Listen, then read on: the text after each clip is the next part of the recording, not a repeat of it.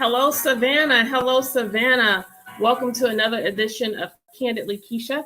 I'm so pleased to be with you again on this Monday night. It has been an extremely busy October. We are now at November 1st, just a few months before a new year.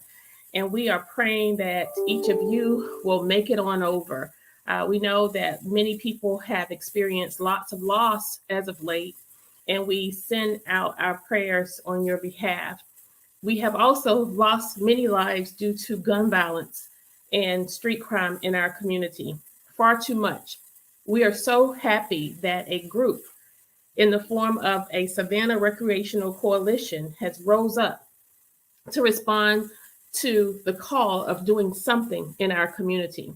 You know, nothing much starts or stops in our community without citizen engagement, without a collective voice. We are governed by a local government where it takes 5 votes to move something forward. That means approve it, or to move it back. That means to deny it. And in our administration, we have a handful of progressive and aggressive people who have essentially been strapped from putting forth items on the agenda that, if they saw the light of day, would not be voted down in the public's eye.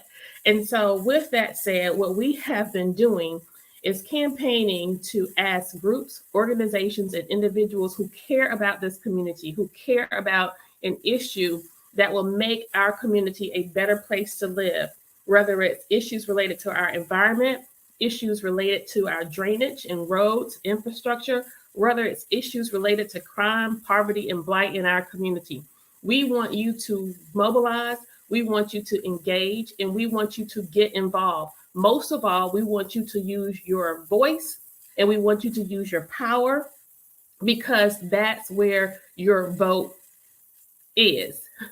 You voted in November. You voted in December to send a group of individuals into office who are supposed to have your back, who are supposed to carry your message, not the water for the establishment, not carry the special interests and the agendas of those who are takers, but to have the voice in the back of the community. And so the best way to do that is to challenge us publicly.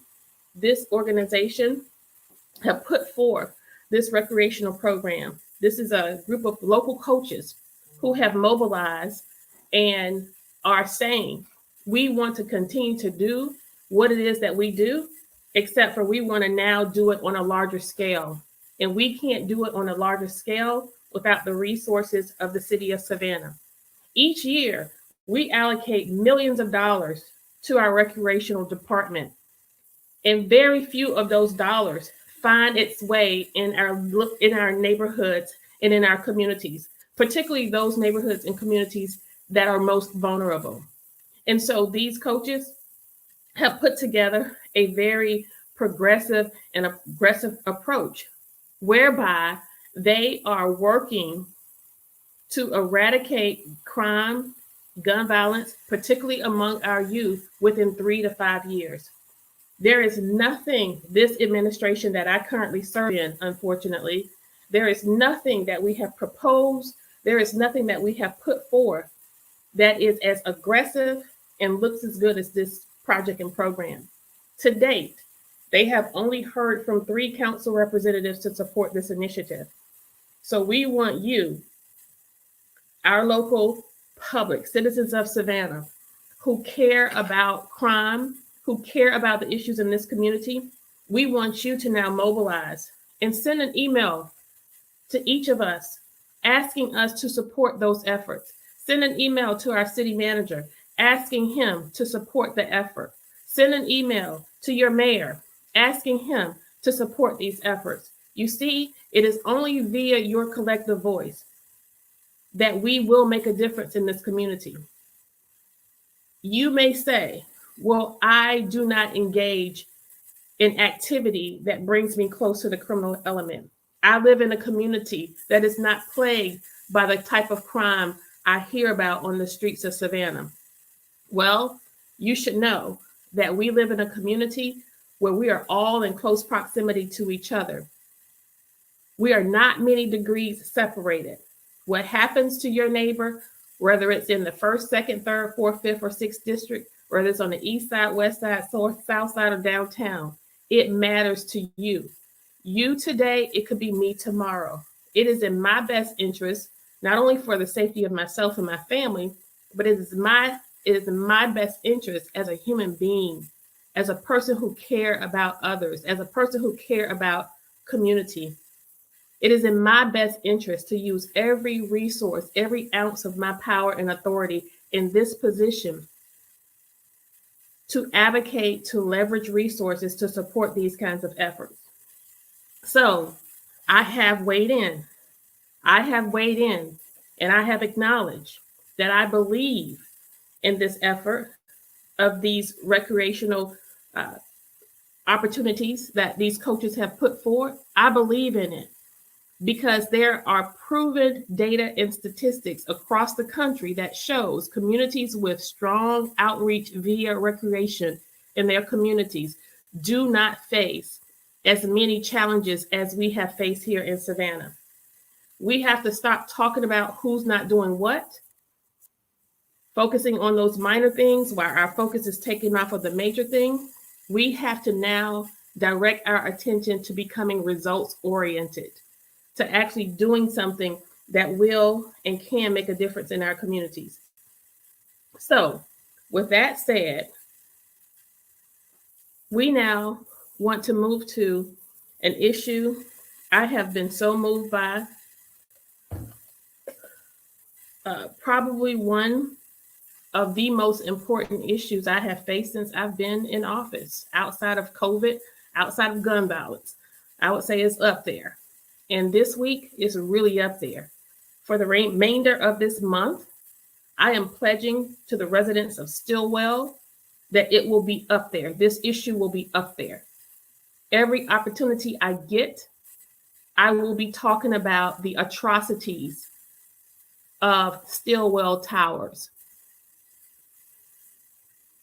Yes, I will be acknowledging the lack of compassion, the deplorable conditions.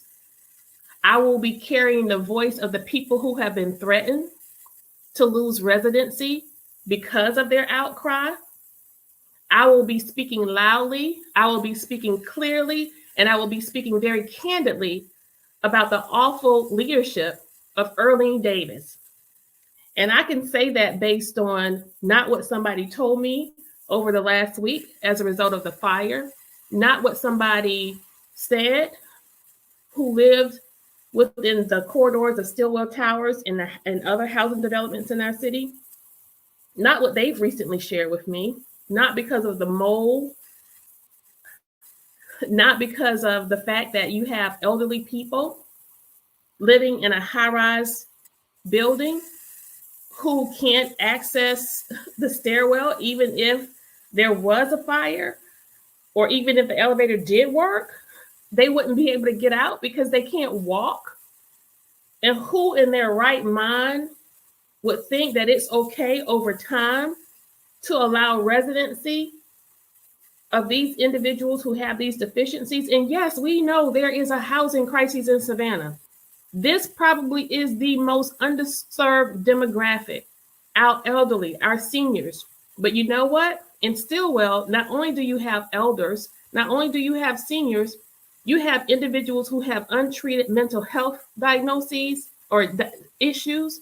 Then you have people who have mental diagnoses. We also have others in the building.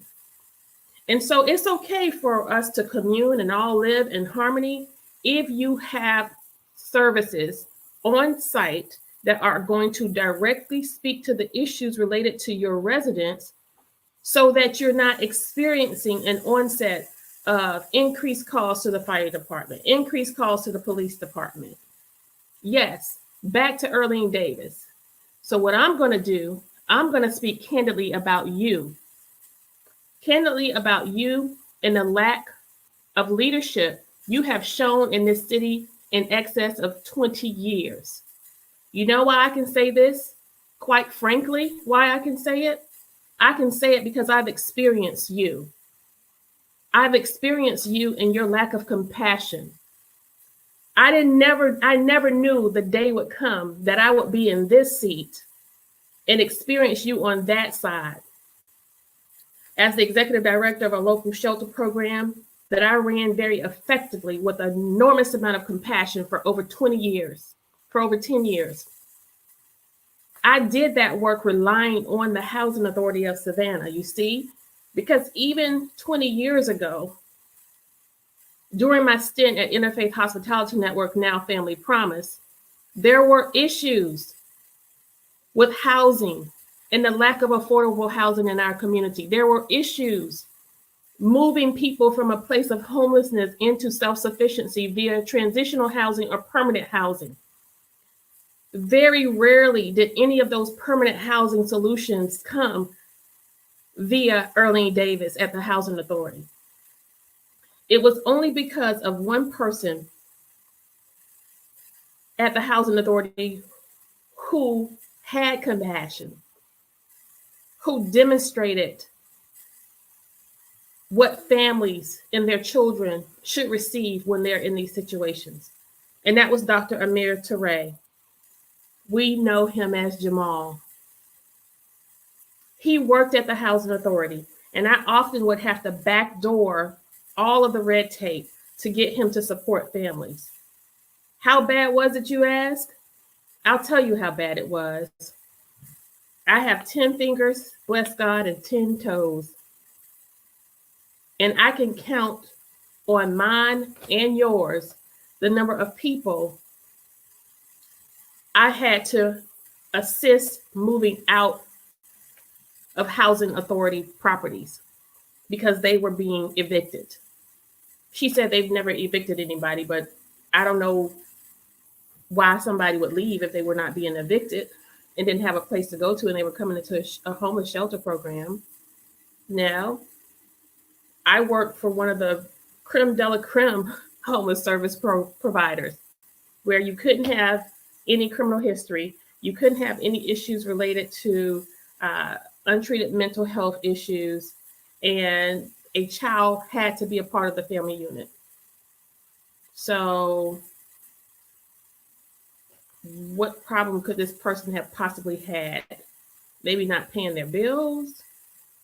What other kind of violations you get at homeless authority, in the Housing Authority, where you would lose residency?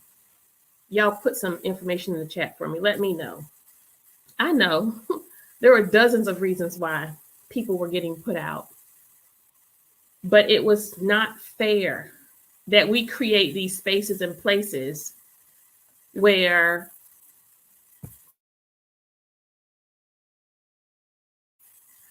it's not fair that we create these spaces and places where we say it's to provide remedy. We say it's to provide relief for people. It's a public service. It's paid for by our tax dollars. We invite individuals in who are able, and we invite individuals in with various levels of capacity as it relates to maintaining a job, as it relates to their physical health, their mental health, their capacity to parent.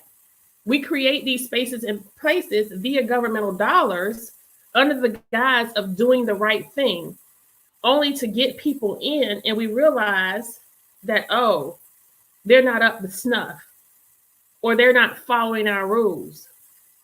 And so we're often throwing the babies out with the bathwater because the parents have an issue, not giving regard to the exceptional opportunities we have in Savannah, Georgia, with our vast resources, our rich opportunities consistent with our faith communities who are always on the front lines of giving and helping. I would be remiss if I did not mention all of the local charities and nonprofit organizations that are out there who are helping and who are providing assistance whenever it's needed. Why, in Miss Earlene Davis's infinite wisdom, can't she somehow come down off of her high horse and recognize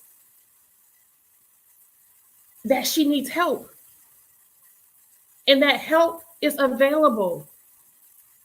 In the case of the young man, the senior on the 12th floor of StillHell, who was rescued from the floor because he was sleeping on an air mattress, and it's just a blessing he was rescued, because if he had turned the wrong way, he would have drowned in the water that was filling the apartment from the sprinkler system. Yeah, drowned because he can't walk without the walker. He couldn't get to the walker. So his neighbor pulled him out. EMS didn't pull him out. Our fire department didn't pull him out. Another resident pulled him out. I don't know why. I don't know if they couldn't make their way up or whatever. But again, somebody tell me, because in my mind, I'm just thinking about this out loud. Somebody tell me, if you have a high-rise building and you have people who are immobile or partially immobile, meaning they're in a wheelchair or on a walker, and you put them on floors beyond floor 1, something happens, elevators go out, or a fire starts, they can't get out. How do they get out? If a fire breaks out, I won't get on the elevator and I can walk. You won't get on the elevator because they tell you in a fire, don't use the elevator. That's why you have a fire stairwell. Right? So how are we allowing this in Savannah, Georgia? So this issue with StillHell basically is like COVID. The pandemic is to Savannah, right? COVID basically just exposed our pre-existing vulnerabilities. The pandemic just showed us just how much we need, just how much we don't have in Savannah, right? And that we had a situation where people were not able to miss 1 or 2 paychecks and pay their bills. We had a situation where people were having to make decisions on whether to go to work or keep childcare. Food insecurities, right? So with this fire at StillHell, this basically is an expose. It's an expose of sorts, in that we now know basically what a lot of people over the last week, from what I could see, I thought things had got better from over 20 years ago, but I guess not. But from what I have been getting, and I've been fielding phone calls and getting pictures, and I'll post some of the pictures on my Facebook page later on, and videos that I've received from people who've had issues ranging from mold to sexual assaults to the elevator's not working. I think that's like the common theme. If you ask anybody, even if you go downtown and ask one of the tourists, which building don't elevators work in Savannah? They'll say StillHell Towers. That's just how commonly known it is, right? And so I was also told that there was an attempt to fix the elevators, but there were no elevator companies willing to give a bid for a total rehaul. Instead, they wanted to repair it. Well, guess what? If you put out an RFP, request for proposal or request for a job, and you send it out to various vendors for a new install, and you say this amount for this request is $5 for work that costs $50,000, you'll be lucky if you get a response. So don't tell me that crap. You have not tried. What you have done is not working. And you have the audacity to threaten people, Earlene Davis, who reach out for help, who cry foul to your foolishness. You have the audacity to try to cast aspersion and throw shade on people who actually are calling this foolishness out and wanting to do something about it. So it's my city manager's job to play nice with you, not mine. It's not my job to play nice with you. You know why? Because I have to feel the calls of people calling me having an anxiety attack on the other line. Because I'm in this position, they think I can do something about it. You and that makeshift board you and Van Johnson put together, you better do something about it. And if you want to shut me up, take care of those people. I am sick and tired of this classist, elitist city and her foolishness. And you want to serve on a real task force about racial equity. How inequitable is that treatment over at StillHell filled with Black senior citizens? Racial equity, real? Really, Earlene?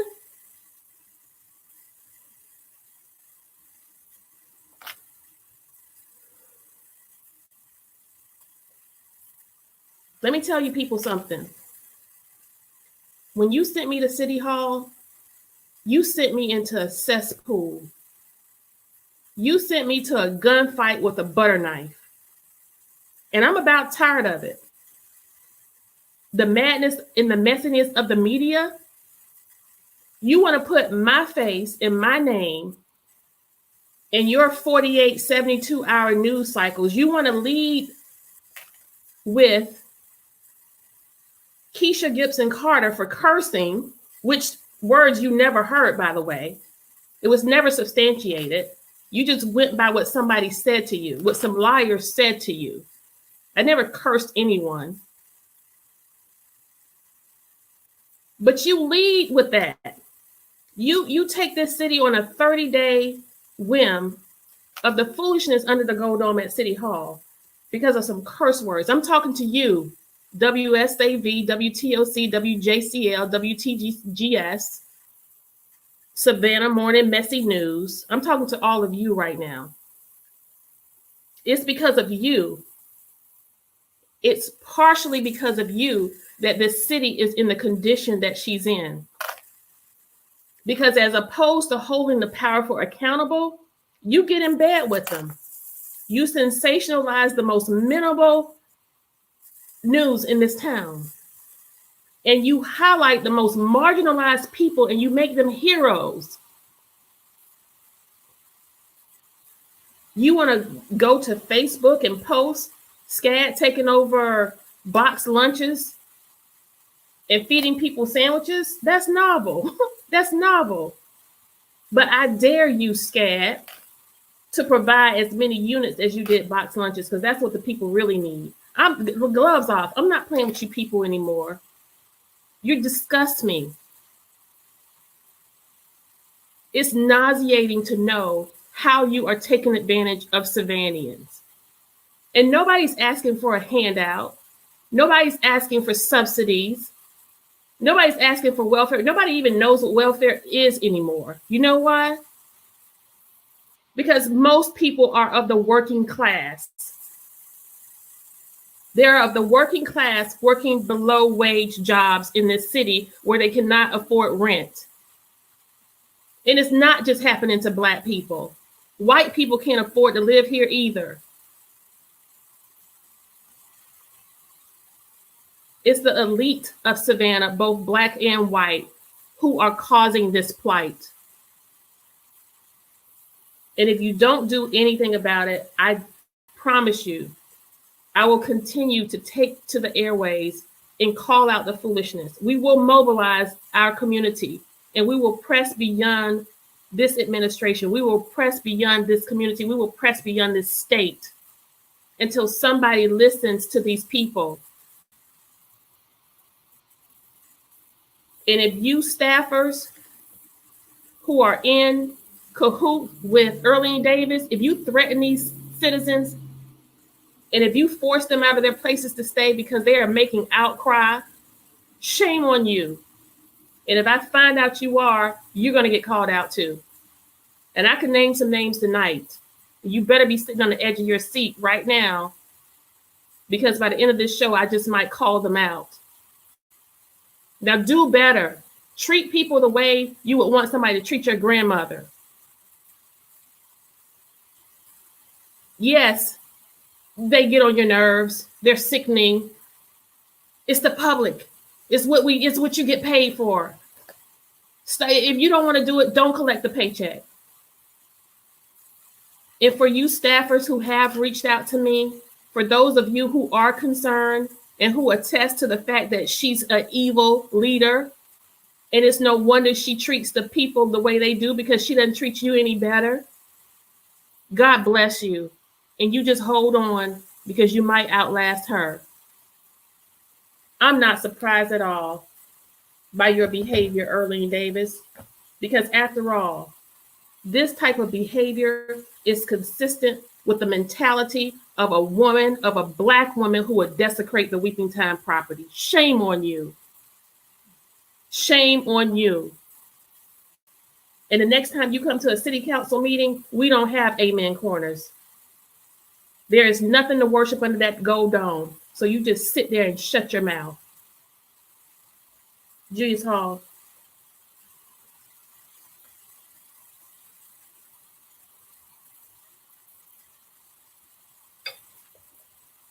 Good evening, good sister. Can Hello, you hear me? sir. Hello. Can you hear me? Yes. Okay. Okay. Glad to join you tonight. And, Listen, I know you are working on some things behind the scenes that will soon go public, and I will be happy to use my platform to share what you and others are working on. I think you are doing a combined effort with Better Savannah, and I want to make mention of John McMasters and Chuck Fagan, who are, like you, are unsung community activists who undergird this community in trying to frame the narrative and keep her honest. But this one, sir, I hope you, like me, y'all like me, will not be dropping this issue. I need every one of your platforms to be mentioning this because people are relying on us to help them. And the Housing Authority of Savannah has its own governing body. And for years, up until just a few months ago, that governing body only consists of 3 board members. Can you imagine that? The entire Housing Authority board governed by 3 board members. Now, when I was the director at the Rape Crisis Center, I had 21, and my budget bailed in comparison to that one. When I was at Family Promise Interfaith Hospitality Network, I had like 12. no, it's like that for a reason. It's Right. like that for a reason, so she can have control. And we've been looking at that for a while, and you're absolutely correct. We are going to be doing some in-depth looks at what's going on with the Housing Authority. It seems like they're trying to gentrify undercover. It's an undercover type gentrification that they're doing. They're part of what's going on in this city to take over. It's not just Stillwater Towers is probably their next project, and we haven't been looking at it. You probably have, but we haven't because it's not been on our radar. And Stillwater Towers, that's prime property for Memorial Hospital. They can tear that building down and do a whole lot with it or redo it. It's a lot that we need to be looking at. There's some backdoor, undercover gentrification that's going on, and we're going to be looking at it and bringing it to the people uncut, raw, and unfiltered. And we're going to tell you what we see and what we find. And, you know, we would not be here tonight having this conversation if the governing authority or if the leadership at the Housing Authority wasn't consistently deficient as of late. We start back from last year with the Weeping Time property. A lot of people do not know that Earlene Davis had her hand in that, and that she was the individual who basically signed off on selling the property to the Salvation Army. Amidst also doing this under the property value dropping so low that you sold a property for almost half of what it was actually worth the year prior, failing to give anyone who actually lived in the community an opportunity at the property. They lied and said that the property was not owned by the city of Savannah, but we did have a say in it. We learned that after everything came out, just like they lied when they said that they were going to send the report off to an entity at the state to decide if the property was in fact the Weeping Time property. The report and everything that came back was nothing remotely close to identifying whether or not it was the property or not. We just hid behind the smoke screens. Then in tandem to that, more nefarious behavior came in that caused the project to be even more questionable was when the mayor unilaterally identified, selected, and appointed 2 more members to the board of the Housing Authority. One, I may add, who worked his campaign, his political campaign. And so now you have a board of friends helping friends do awful things and failing the community. I want to say to those board members of the Housing Authority of Savannah, you too should be ashamed. If you're not holding her to the fire, if none of you have spoken up and spoken out and you're relying on her voice and her face, wrong answer. Nobody wants to hear from Erling Davis. Nobody wants to hear anything she has to say at all. What we want is an opportunity to hear from a governing authority as to what it is you intend to do to rectify the situation with StillHell Towers and to make these people more comfortable. Clearly, they have put themselves in a situation where they now have to crawl backwards and out of it. Well, what we see is that, and I don't know why her fingerprints are all over all of this. We got the Weeping Time, we got Yamacraw, we got the Stillwell Towers. We're gonna have Kate Home and Frazier Home after a while. Just watch. It's in the works. They're letting that place go down just like all the rest of them go down and into unrepairable conditions so that they can close them down, tear them down, then leave them vacant for a little while and leave the lots vacant. Then they'll sell it because they say they don't have the money to rebuild it. It's all a plan. It's a diabolical plan, and a lot of people are in on this. I don't know who, but we're going to see who it is after a while. All you got to do is follow the money. You follow the money, see who's buying these properties, and see what they're building, and it'll all lead back to one person or to a group of people. And we're going to. I get that. I got it. I hear it, but I'm so tired of it. Mm-hmm. I am so tired of just sitting back and watching what they do. And then my thing is, who is they? We become so conditioned in our culture that we let they get away with everything. Everything. They is the establishment. And we know that they are those business leaders, those big contractors, those millionaires who run everything. And, I guess what needs to be called for is an investigation into this, because if there are federal laws that are being broken, and if anything is illegal that's being done, it needs to be brought to the feds' attention, because something underhanded is happening here. Something very, very dirty is happening here. And it's in our face, but it seems like we're the only ones that are voicing it. We need everybody to understand that we're not in this by ourselves. We all are players in this game, and everybody got to get in the game. Yeah. You are absolutely correct. And that's the one thing that gives me hope, but it makes me feel hopeless all at the same time. Mm-hmm. That the optics are on, people are paying attention, but we need help. We need help. Right now, as a Post 1 representative for the entire city of Savannah, we are strapped with not having administrative support, individuals to do the research and to drill down into the weeds of trying to connect these dots and make these things happen. We are often left with calling on our state representatives, which is why this race is so important. We have State House Representatives 165 on the ballot right now. So if you didn't do early voting, we're hoping that each of you will go out in your respective districts and vote tomorrow. But we are also left with just pleas, making pleas for help. And it gives me great joy when I make these pleas for help, because people start looking at you and talking to you like, I can really do something about this. I can really make a difference. And I'm like, yes, you have the power.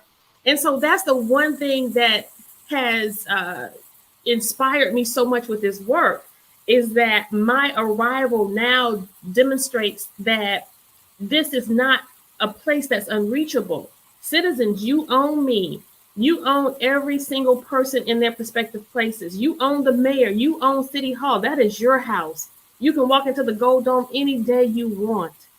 But Alderwoman, what they play on is that the fact that the people don't understand what you just said. What they play on is the fact that they know that our attention span, the people's attention span, is very short.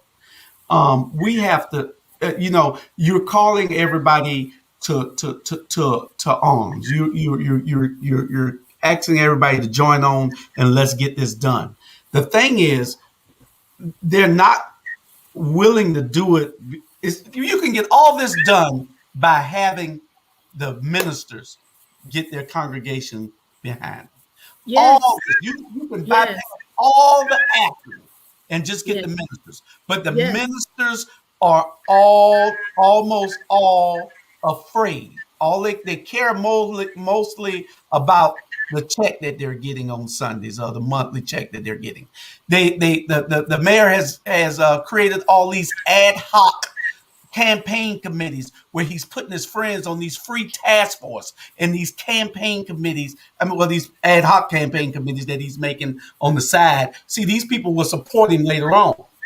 They don't have anything coming. They're not making any money. They're just glad that the mayor appointed them to it. That's all it is. And see, so now they're indebted to him. In their mind, they're indebted to him for putting them on a damn worthless committee. We didn't need a study to find out what Otis Johnson them just told us the other day. We already know this.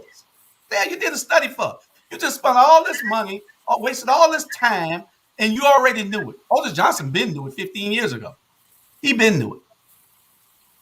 So he could have just put it on paper and gave it to the man, and he brought it to the council, and y'all worked on it, and y'all could have had workshops on it and get it done. But we're wasting all this time so he could say that they did something. Right. Okay, they got the report. Now let's see what happens. They'll say that they need another term to work on it. Please. Well, that's the thing. And in all fairness to the people who work on these task force that he's selected, because I don't see them as being as malicious as he is, right? I think people are coming to the table with good intentions. Oh, of course. They are doing what we asked them to do, and that's to engage. But what they haven't yet, some have, I must say some have, but a lot of them have not realized they are being manipulated, right? Correct. And used. And so where the pastors are, in fairness to them, from where I'm sitting and what I see and what I know about the ones that I do have a relationship with, I feel like they are coming from a place or perspective where, how we say, y'all can't ever get along, right? So they don't want to be the bad guy. They don't want to send the bad news. They don't want to be, because at the end of the day, the other thing is everybody wants to be a part of a winning team. Everybody wants to be a part of a winning team at the end of the day. And when there is discovery that your team is no longer winning, that was a hard loss for the Braves last night. Yeah. Right? Yeah, it was. But it's going to be very difficult to keep people from chopping. You see? It'll be very difficult because of loyalty, because of hope, and because of faith.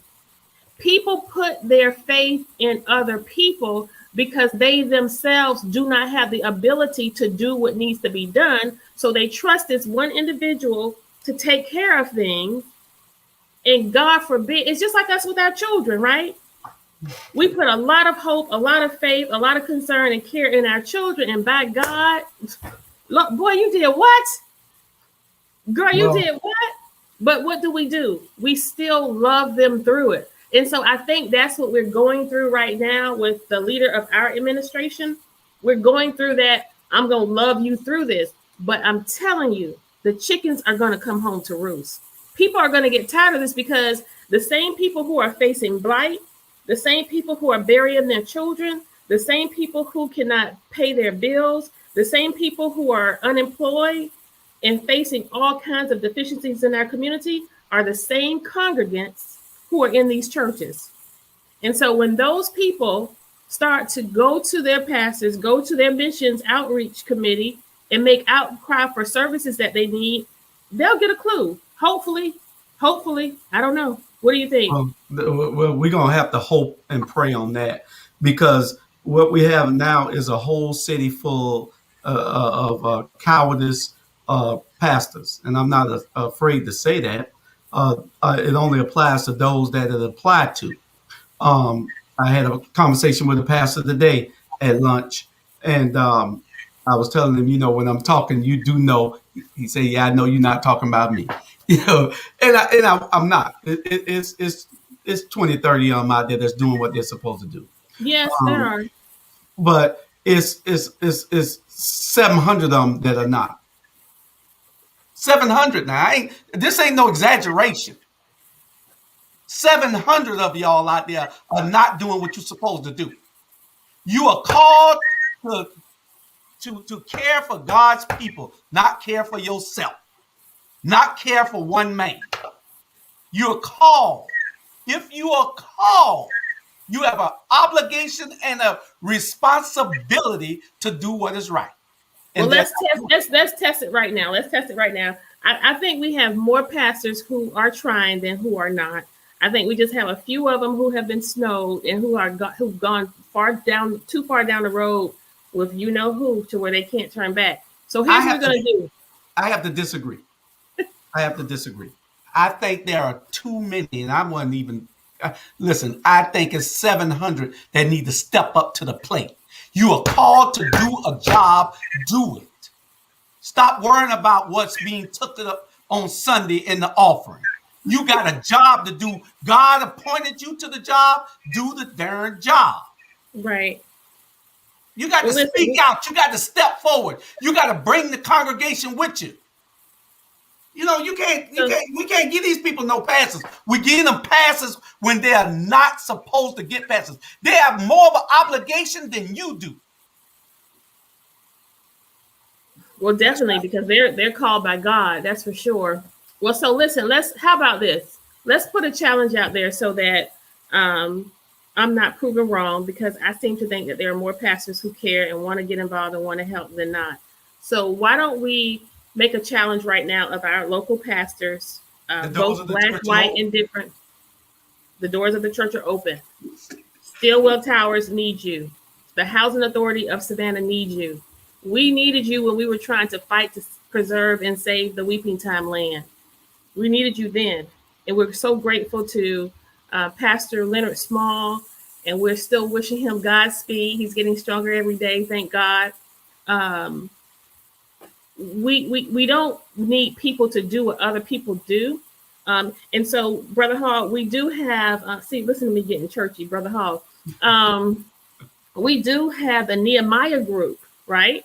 It's a group of local pastors who nobody's talking about, but this group of pastors are from every demographic, every background. It's an ecumenical mix of faith leaders who have come together, and they are making demands of the city of Savannah where housing is concerned.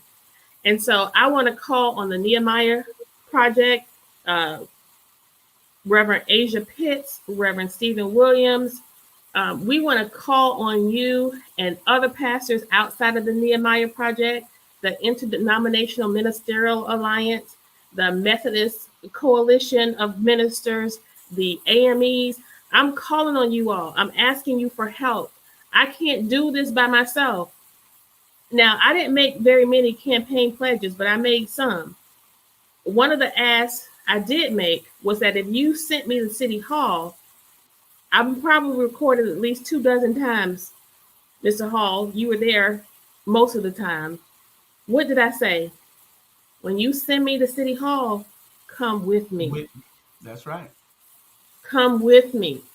And I didn't realize what I was saying then. I wasn't saying it was because it was something cute, just like my tagline of not being for sale, not for sale. I didn't create that because that was cute. It wasn't even me who created it. It was these things that just popped into my spirit, in my head, and came out of my mouth. Come with me. Let's save. But Alderwoman, if these pastors would just, when they go to church on Sunday, and they just take the congregation and walk outside, most of them are already outside. You're already outside. So look around. Stop being blind to everything around you. Look around you, pastor. Just look around you. Because most of your churches are in areas that are underserved. So look around you and see what you can do in your own community. And if you don't think that you need to do nothing where your church is, then okay. But look around you and just look 4 blocks in each direction. These people need to wake up and say they need to be involved. They need to get off their butts and do something. Everybody loves to hear a good church sermon. But I'd rather see my pastor in the street showing me that he has a heart, that he has compassion. That's what Jesus called him to do. And we can't keep giving everybody a break. There's too many people getting breaks now. We're getting sold out by just a few people. And these few people are brainwashing all the rest of them to believe that they're doing something. They're not. They're not. We need y'all to step up and be in the fight with us. We can't fight this battle by ourselves. Go ahead. I'm sorry if I'm taking over your show. Go ahead, girl. No. Thank you for that. And I hope your voice is being heard. And I would imagine your passion is at the same place mine is tonight. It's not so much anger as it is frustration and hurt. The morning, the wee hours of the morning when I was at StillHell, after the fire, it occurred at 4:00 a.m. in the morning. And I think this was a previously reported issue that this man had with this unit that caught fire or exploded. As I departed, I looked into the eyes of this one woman, and she said, "You gotta help me. I gotta get out of here." And she mouthed it to me because staff was around. So she was whispering. I will never forget the looks in that lady's eyes and the fear that I saw on her face. That's where my frustration is stemming from tonight, coupled with the fact that I realized as I was approaching this interview today that I've dealt with this woman before. Her same behavior that existed way back then. And then to know that it was her with the weeping time and now this. Nothing concedes power without a demand. You don't achieve much by way of rights, civil rights in particular, or rights for people without force. They don't understand when you come and play nice in the sandbox. They can't take me when I sit at the table and make my subjects and verbs agree, dot I's and cross T's. You can dress the part and look the part, and they will look over you and look through you. So sometimes it takes this Harriet Tubman spirit. Sometimes it takes a Fannie Lou spirit. Sometimes it takes the resistance of a Rosa Parks spirit, a MLK spirit, a Marcus Garvey, for us to get what we need. And the irony of this is, it's not for me. It's for somebody else.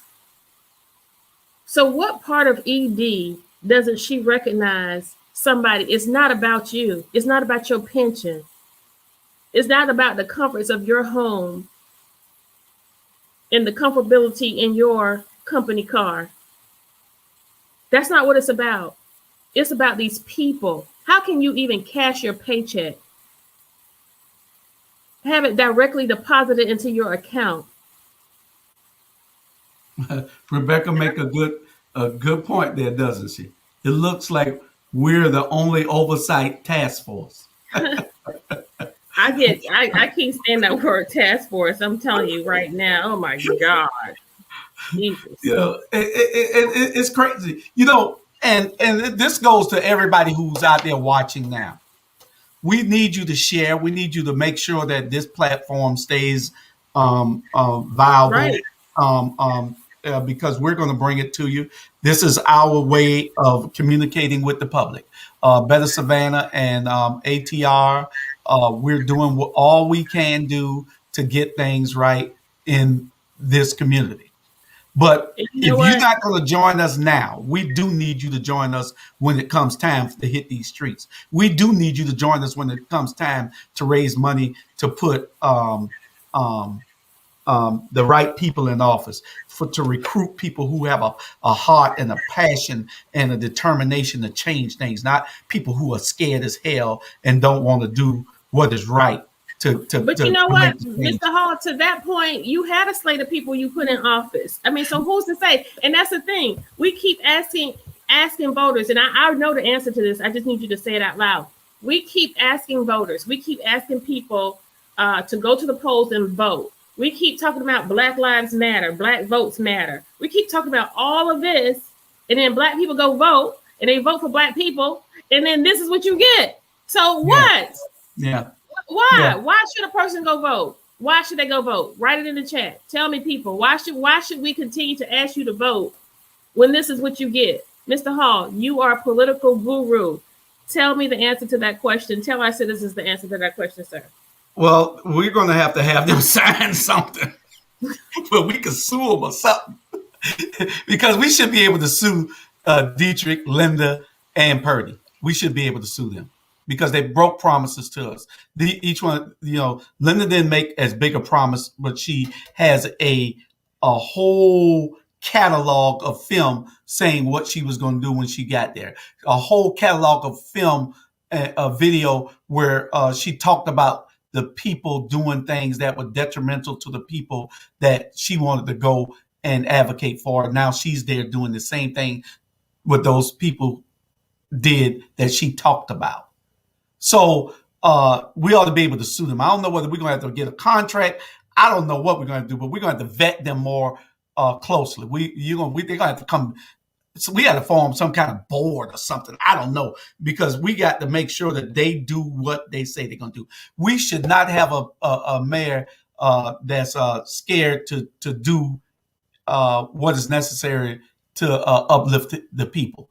Think about it. They forgot that it was slavery. They forgot that we the only people on this earth never got reparations because we don't stick together. They know that we're going to complain about it one day and just forget about it the week later.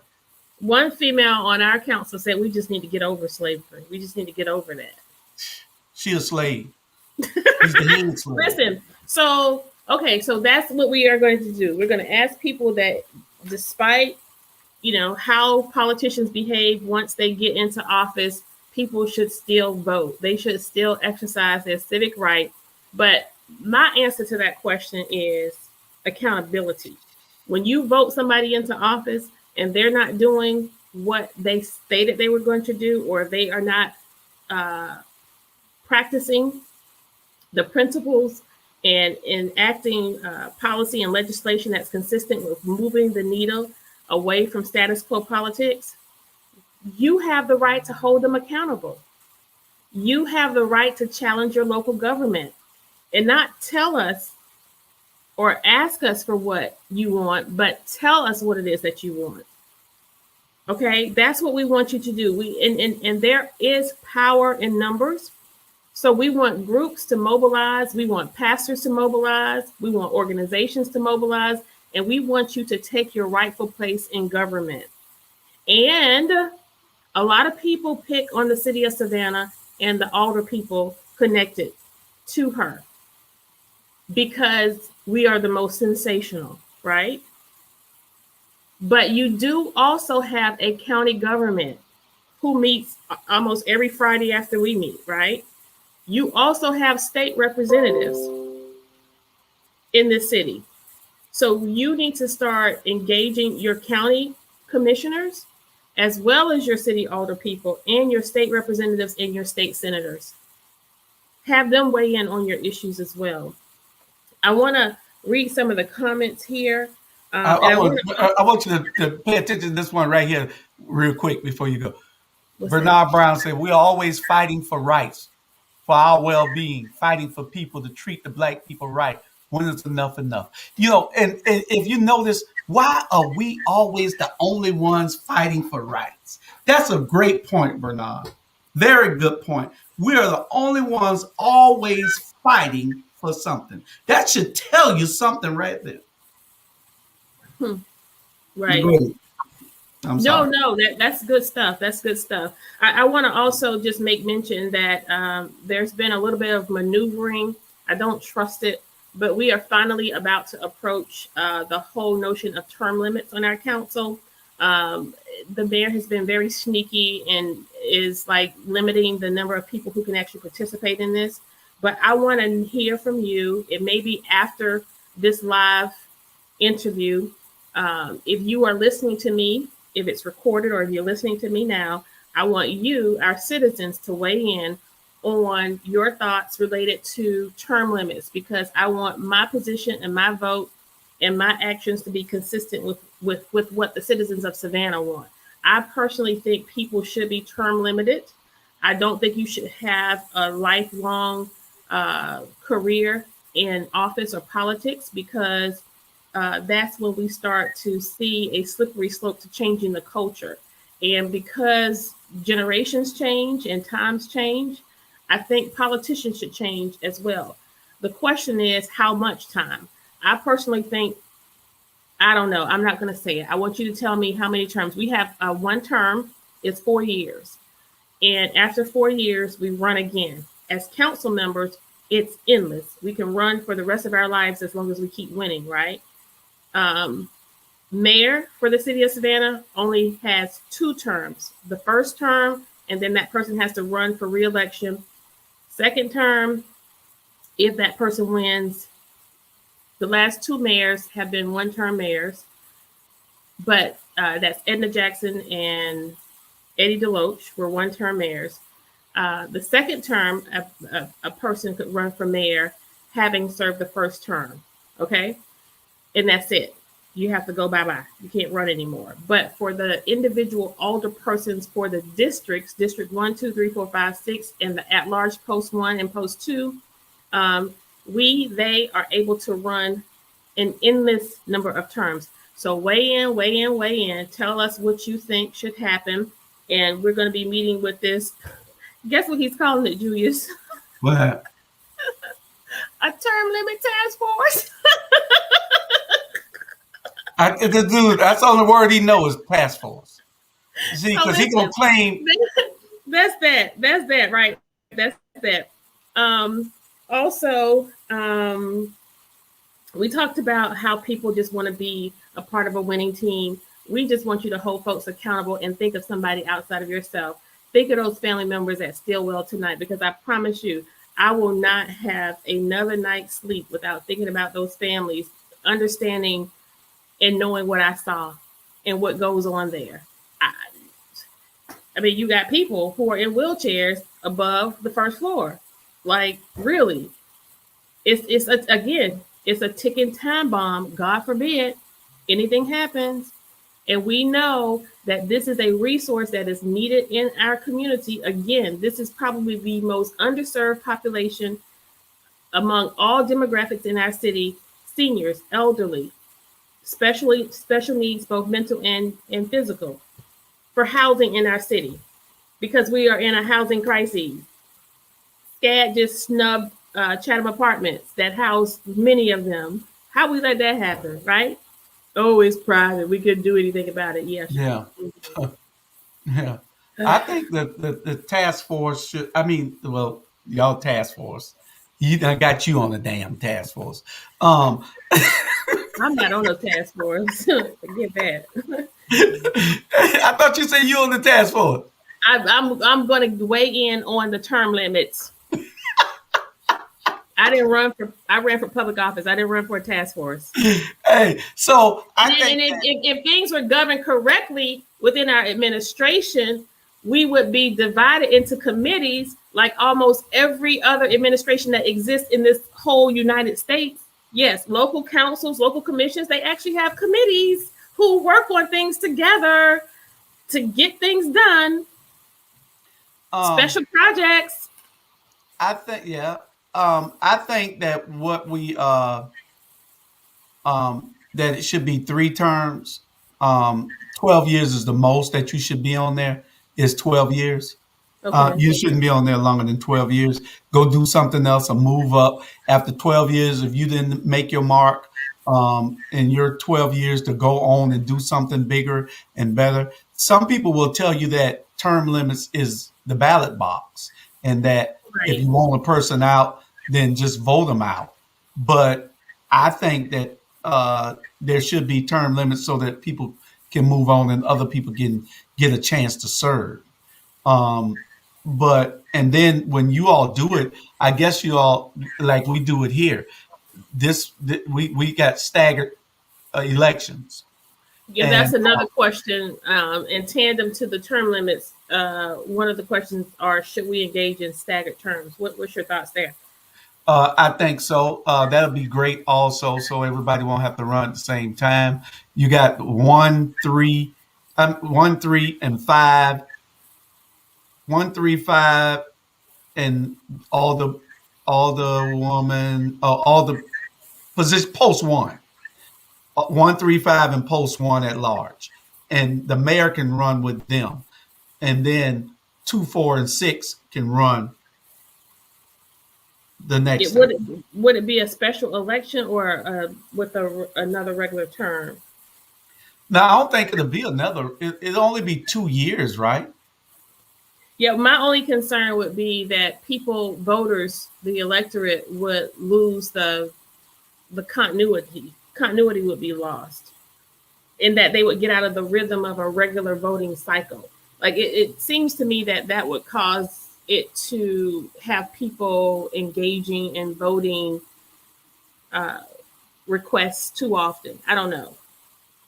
Well, a lot of places are already staggered. Like Tanya says, the school board is staggered. Port Whitworth is staggered. Garden City is staggered. And I think that it all needs to be so that you can have they can all it all be every 2 years anyway, because every 2 years somebody will be up. Every 2 years somebody will be up, and 3 terms is it. Then the mayor, like you said, if the mayor runs 2 terms, he can leave and come back and run again. Yes, I think so. But I think there has to be a certain amount of time, and it may be 1 term, or it may be 1 term that they could return after 1 term. It is? Oh, okay. Yeah. I'll have a don't quote me.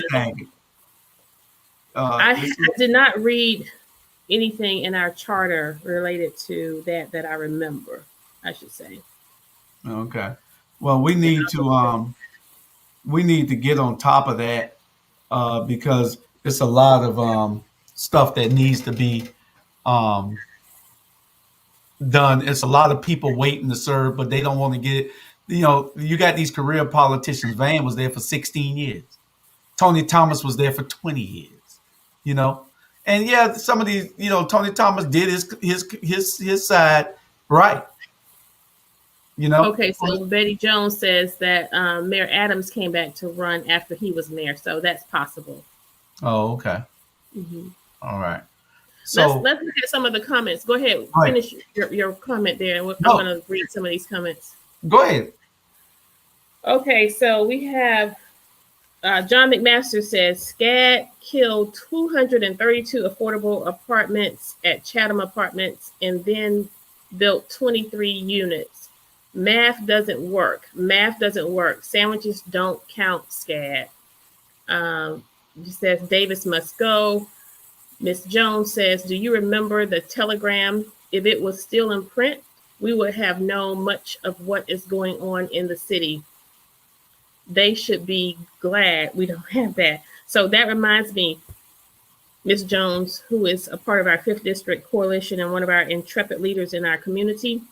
You know, I was saying earlier, I got sidetracked, Julius, somehow, how the media plays a pervasive role in how well we do as a community and how bad we do as a community with their reporting. As a result of their lack of interest in these real life, real time human interest, life and death issues, people don't know. They don't get it. Very few people have heard about what's going on at StillHell because it has not been widely reported. But as I stated, if something was to go down interpersonally at City Hall, they would be all over it. Now, I would imagine that this issue related to the fire and the lack of compassion that's being demonstrated at StillHell is far more important than an ethics complaint for cursing, right? Would you agree? Way more important. And that's why ATR, that's why Better Savannah, that's why these local social media platforms is so important. And you all play a very vital role. And you are doing this without any resources. You are doing this without a steady paycheck. And we thank you. If it were not for you, if it was not for this platform, if it was not for the platform of Better Savannah, we would not have a leg to stand on. And so we are grateful to you for your unbiased reporting. We are grateful to you for holding us accountable.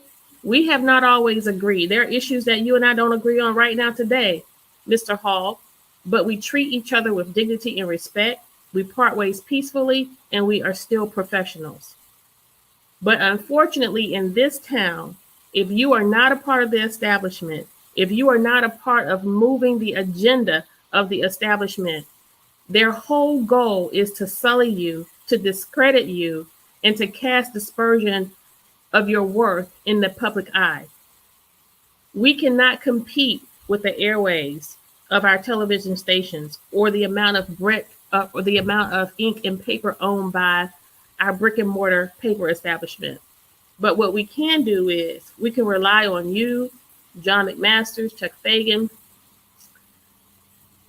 Jay Jones, Dr. Amir Teray, and so many others I'm probably missing right now. We can rely on you to not carry our water, but to carry the water of the people, to be the voice for the people. So we want to thank you for all of your dedication and support, and for putting up with me who don't do this whole thing always very late. well. Yeah. We got a bunch of fighters out there. You got there's so many that I know we like you said, you're gonna forget some. You got Melinda Gwen Thornton out there. You got Jerome Irvin out there. Yeah. You got people that are fighting with us. You got Deidre Grimm. You know Tara Scott Brown. You got people who fight with you, elected officials, who are there for you all, but we need everybody to come in and be on the side of you and bring up the rear also. And that's what we're going to be calling for. We have the power, and we're not going to let anybody. We're going to make a statement. You believe that, and it's going to be a bold statement, and it's going to happen real soon in about 24 months. And y'all be prepared for it, because it's going to happen. And we are making promises, and we ain't saying nothing we can't back up.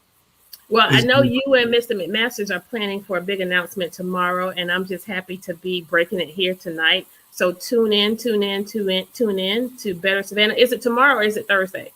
Going to be Thursday. If we don't do it Thursday, John and I have to talk. We're going to see whether we can get.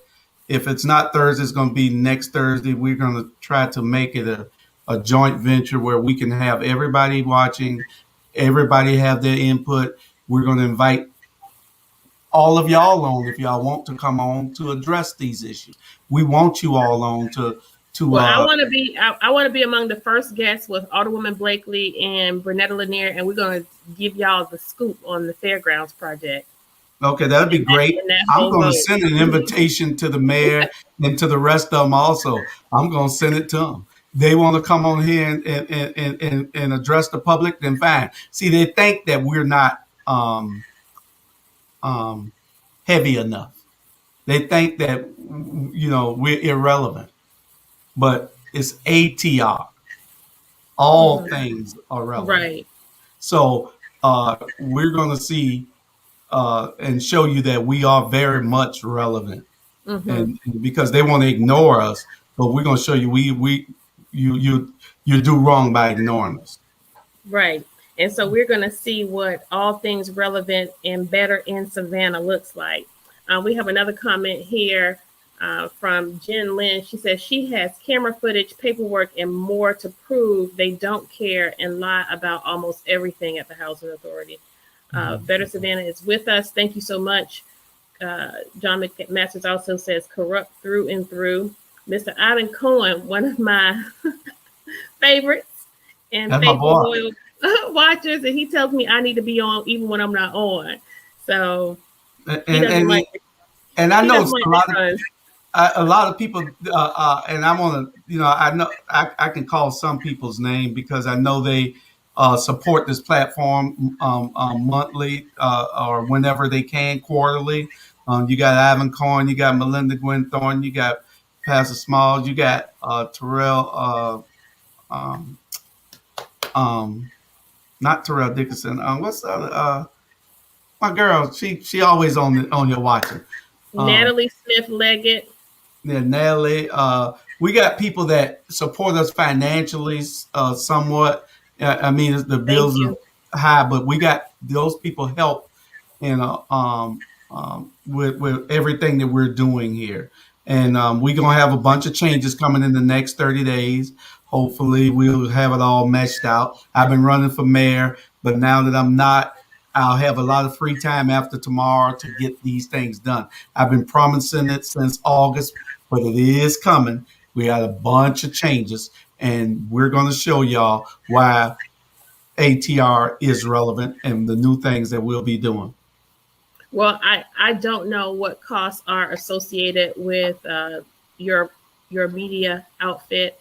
I'm just grateful that you have extended to me at no cost this platform and really appreciate it as a part of my public service to the community. And so, again, we appreciate you. Natalie says it makes no sense that she has a job and a board obviously needs a full overhaul. Dr. Leonard Small is with us tonight. He says the chairman of the Housing Authority recused himself from voting on Yamacraw because he said he might have a future investment in the property. Interesting. This gets deeper and deeper. Rebecca Rose says, look who sits on all the boards. And this, of course, is an American Disabilities Act issue. So listen, we have people, and we have very smart people who don't have a whole bunch of time, but they have a whole bunch of heart. They are with us on this. They have shepherded us across the line with the weeping time, and I think they will be with us here on StillHell. So you all look for more information to come in terms of how you can get involved, who you can call. But off the top of my head right now, Ossoff and Warnock comes to mind. Have a good night, Savannah. I love you.